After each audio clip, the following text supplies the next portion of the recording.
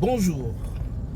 La deuxième source des problèmes dans le foyer, c'est la gestion du sexe. Bien aimé, il n'y a pas de mariage sans sexe. Un homme qui s'est marié à une femme, c'est pour jouir et puis produire des enfants. La Bible déclare, allez, multipliez-vous. On ne peut pas se multiplier sans sexe. Mais il y a beaucoup de problèmes qui se passent au sein du foyer parce que tout simplement, l'une de deux personnes ne veut pas accepter le sexe régulièrement. Raison pour laquelle, très souvent, nous connaissons les divorces, soit parce que le sexe est très intense, soit il y a l'absence du sexe. Et aussi, avant de se marier, beaucoup de gens se posent la question, faut-il goûter ou pas son partenaire? Alors, si on essaye un peu de connaître le sexe pendant le mariage, très souvent, il y a des gens qui se posent la question, est-ce que vraiment je vais continuer avec telle personne? Alors, le sexe est très important dans le mariage. Quand un homme ne veut pas du sexe avec sa femme, ce mariage n'a pas d'avenir. Si par exemple que la femme ne veut plus du mari au lit, ça pose toujours des problèmes. Raison pour laquelle le sexe doit être réglementé. Par semaine, on doit faire de fréquence. Parce que l'homme se comporte très mal, ou tout simplement la femme est fatiguée. On va aller pendant 1 mois, 2 mois, 3 mois, à telle enseigne que la femme est fâchée. Si la femme ne consomme pas le mariage, c'est à travers le sexe. La femme doit consommer le mariage à travers. L'homme aussi de même.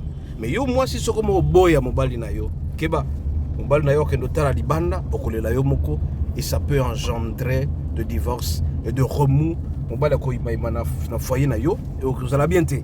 Raison pour laquelle la source aussi des problèmes dans le mariage sur le sexe. Ou bien, mon bali a bali moi simoko, azalaka, elle n'apprend rien dans le sexe. Tout comme l'homme est tellement faramineux ou bien très gourmand dans le mariage, très gourmand dans les sexes. Alors il faut réglementer les sexes.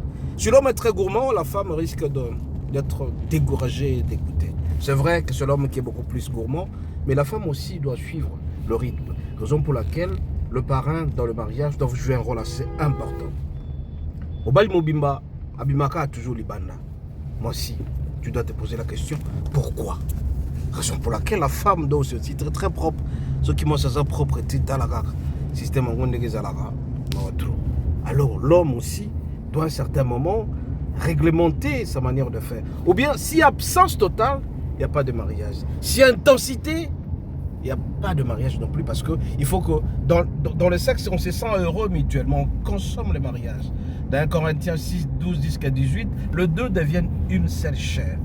Alors, quand le pasteur, par exemple, dans le jeûne, il peut se priver, mais que ça ne soit pas pendant longtemps, pour que la femme n'aille pas voir ailleurs. Et aussi, la femme ne peut pas toujours rester, n'a qu'à prier, n'a qu'à prier, n'a qu'à prier. On s'allie 40 jours à prier. Alors, il faut qu'on réglemente. Il faut tous poser la question à l'autre. Est-ce que tu es content dans ce que nous faisons? Moi, s'il faut tout n'a mobile, on sera CPLaka. Tout comme mon mobile, tout n'a mobile, on sera CP. Moi, sinon, on sera CPLaka. Ce qui est ma question, on les a été. Ça peut créer de frustration dans le mariage. Raison pour laquelle ce matin, je viens vous dire tout simplement, vous devez savoir réglementer la sexualité dans votre mariage pour le maintenir stable. Il n'y a pas de mariage sans sexe. S'il n'y a pas de sexe dans le mariage est foutu. Au côté qu'à la 3 mois, moi, sans pour autant la connaître. Tout comme moi, ça a compliqué mon bail pendant 3 mois. Alors à ce moment-là, soyez bénis, à la prochaine.